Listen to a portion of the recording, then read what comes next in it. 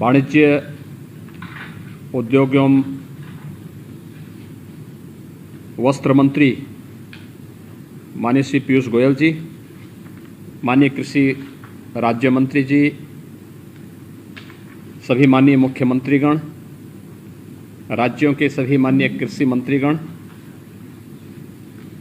सभी केंद्रीय कृषि सचिव समेत राज्यों के मुख्य सचिव और कृषि सचिवगण और उपस्थित वर्चुअली इस संवाद कार्यक्रम में उपस्थित सभी अन्य अधिकारीगण, मैं सबसे पहले कृषि एवं किसान कल्याण के लिए इस संवाद के लिए माननीय कृषि एवं किसान कल्याण मंत्री जी को हृदय से धन्यवाद देता हूं। माननीय प्रधानमंत्री जी के नेतृत्व एवं मार्गदर्शन में विगत 7 वर्षों में देश ने सर्वांगीण विकास के नए प्रतिमान स्थापित किए हैं। कृषि और किसान कल्याण के क्षेत्र में भी अभूतपूर्व परिवर्तन देखने को मिला है। वह चाहे सॉइल हेल्थ कार्ड देश के अंदर पहली बार जारी करने का रहा हो, प्रधानमंत्री फसल बीमा योजना, प्रधानमंत्री कृषि सिंचाई की योजनाएं, लागत का 1.5 गुना दाम किसानों को एमएसपी के माध्यम से देने की कार्रवाई रही हो, या फिर प्रधानमंत्री किसान सम्मान निधि के माध्यम से किसान के एक सामान्य रोजमर्रा से जुड़ी हुई ज़रूरतों को पूरा करने में दिए जाने वाले योगदान का। सचमुच अगर मैं उत्तर प्रदेश की बात करूं तो देश की सबसे बड़ी आबादी का राज्य उत्तर प्रदेश की अर्थव्यवस्था की रीढ़ कृषि है और विषम परिस्थितियों में भी कृषि और किसानों का कल्याण ये उत्तर प्रदेश सरकार का मुख्य लक्ष्य रहा है। कोरोना महामारी ये पूरी मानवता के लिए घातक रही है। स्वस्थ जीवन व्यक्ति की सबसे बड़ी आवश्यकता है। समुचित पोषण एवं सुरक्षित भोजन वर्तमान परिवेश की सबसे बड़ी चुनौती है। वर्तमान कोरोना संक्रमण के समय कोरोना प्रोटोकॉल का पालन करते हुए हमारे अन्नदाता किसानों द्वारा अनाज, दलहन, तिलहन, सब्जी, फल, दूध आदि की प्रचुर उपलब्धता आम जन को सुनिश्चित कराई गई है। मुझे यह सूचित करते हुए हर्ष हो रहा है कि उत्तर प्रदेश ने विगत 4.5-5 वर्षों के दौरान खाद्यान्न उत्पादन का एक नया रिकॉर्ड बनाया है। अगर वर्ष 2012 से 2017 की अवधि में प्रति वर्ष औसत उत्पादन 139 लाख मीट्रिक टन जहां रहा है, वहीं वर्तमान में यह 163.45 लाख मीट्रिक टन वार्षिक हो चुका है। प्रदेश में प्रोक्योरमेंट में के क्षेत्र में भी निरंतर प्रगति देखने को मिली है। खासतौर पर धान की खरीद 2012 से 17 की अवधि में 123.6 लाख मीट्रिक टन से वर्तमान में बढ़कर के 214.56 लाख मीट्रिक टन हो गई है। न्यूनतम समर्थन मूल्य पर धान खरीद में भी प्रदेश में नए कीर्तिमान स्थापित हुए हैं, जहां वर्ष 2012 से 17 की अवधि में 14,87,000 कृषकों को 17,119 करोड़ रुपए का भुगतान हुआ। वहीं वर्तमान सरकार के समय में 31,88,000 किसानों को अब तक 37,885 करोड़ रुपए का भुगतान किया जा चुका है। इस वर्ष भी खरीफ की फसल अच्छी होने की संभावना है। न्यूनतम समर्थन मूल्य पर धान खरीद की सभी तैयारियां प्रदेश में पूरी की जा चुकी हैं। इसी प्रकार 2012 से 17 की अवधि में 94.38 लाख मीट्रिक टन गेहूं की खरीद हुई। वही वर्तमान सरकार द्वारा अब तक 209.67 लाख मीट्रिक टन गेहूं की खरीद की जा चुकी है, जहां 2012 से 17 की अवधि में 19,02,000 किसानों को रुपये 12,808 करोड़ का भुगतान किया गया। वहीं वर्तमान सरकार के समय में 43,75,000 किसानों को 36,405 करोड़ रुपए का भुगतान किया जा चुका है। खरीफ फसलों की बुआई के समय डीएपी उर्वरक की अंतर्राष्ट्रीय बाजार की कीमतें बढ़ने के कारण प्रति बोरी कीमत 2,400 रुपये हो गई थी। हम आभारी हैं आदरणीय प्रधानमंत्री जी के, जिन्होंने 500 रुपये प्रति बोरी से अनुदान को बढ़ा करके 1,200 रुपये प्रति बोरी किया, जिससे किसानों को पूर्व की भांति 1,200 रुपये प्रति बोरी की दर पर पर्याप्त मात्रा में डीएपी उपलब्ध हो रही है।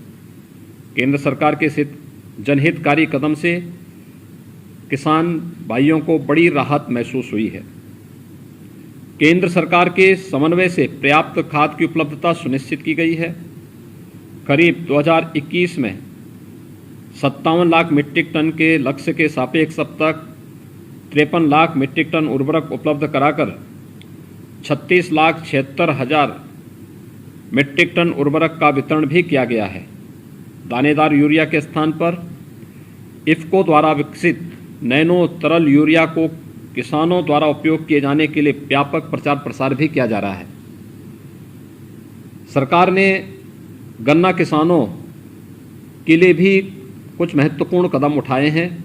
खासतौर पर गन्ना किसानों को वर्ष 2012 से 17 की अवधि में मात्र 95,000 करोड़ रुपए का गन्ना मूल्य का भुगतान हो पाया था।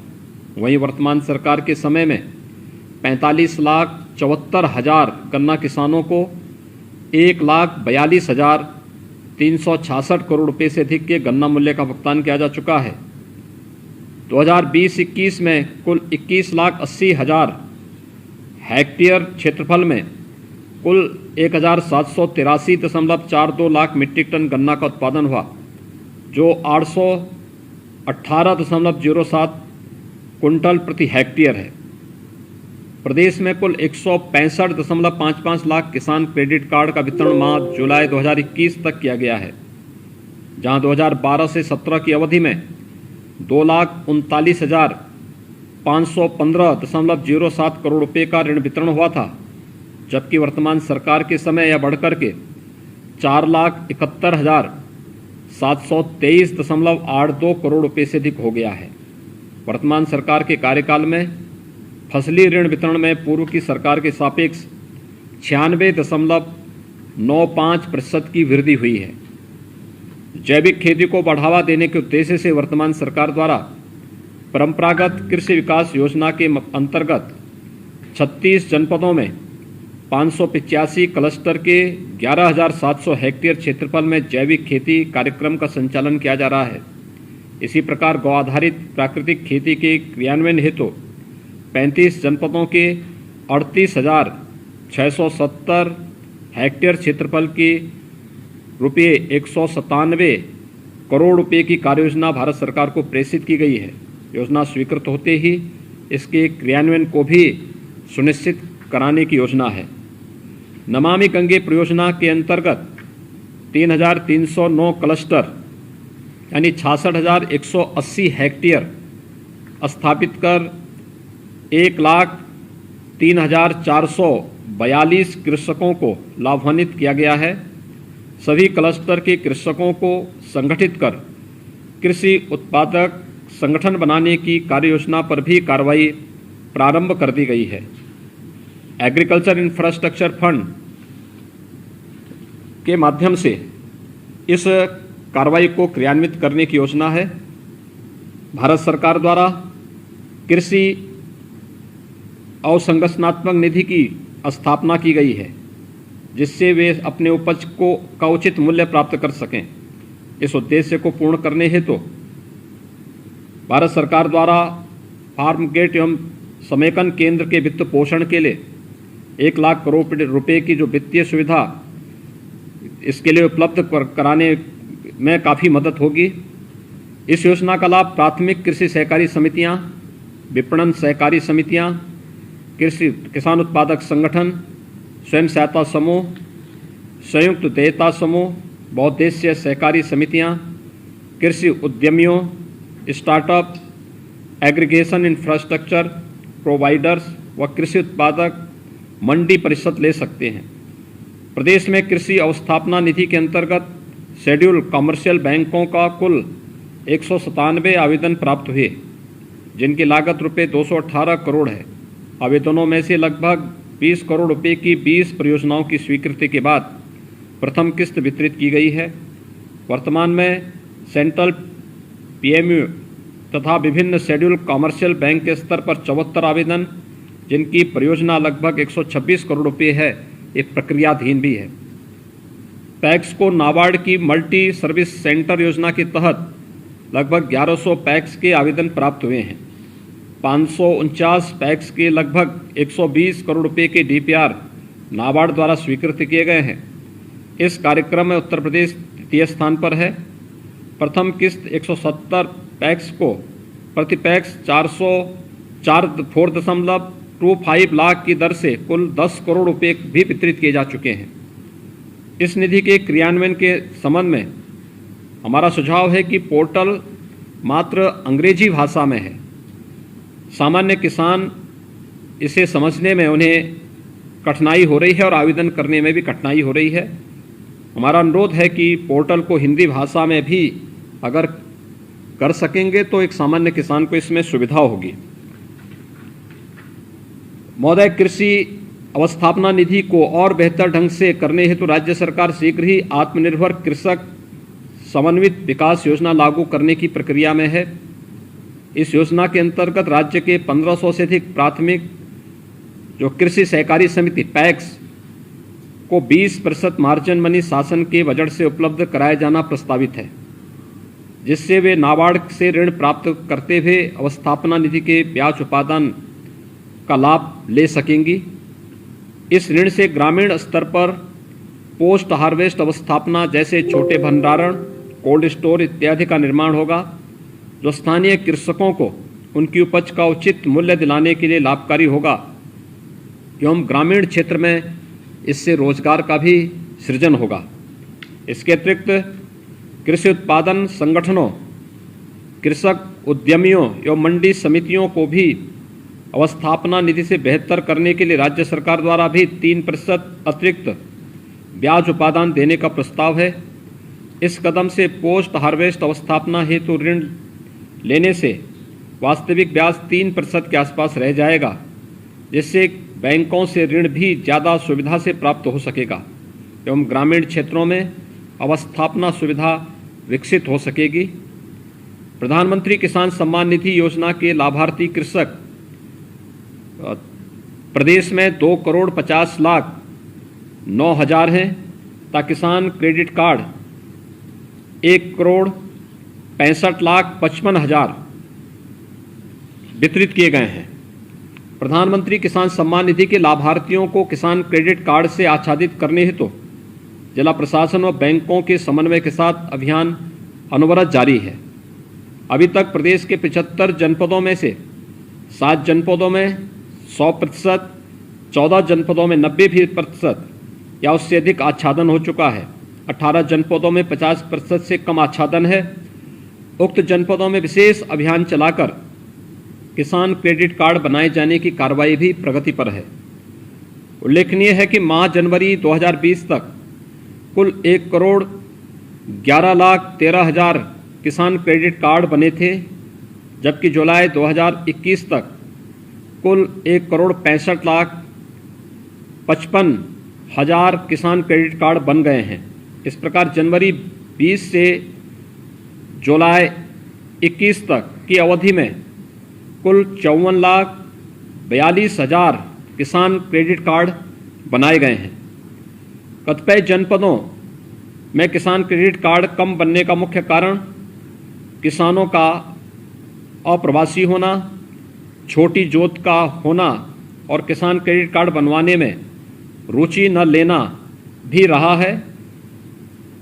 हमारा इस संबंध में सुझाव है कि पीएम किसान के लाभार्थियों को आधार सीडेड डाटाबेस तथा किसान क्रेडिट कार्ड का आधार सीडेड डाटाबेस भारत सरकार के पास उपलब्ध है। हमारा अनुरोध होगा कि यदि दोनों डाटा की मैचिंग कराकर ऐसे पीएम किसान लाभार्थी जिन्हें किसान क्रेडिट कार्ड नहीं मिला है की सूची अगर राज्य सरकार को उपलब्ध करा दी जाए तो किसान क्रेडिट कार्ड बनाने की गति में हम तीव्रता लाने में हमें मदद मिलेगी।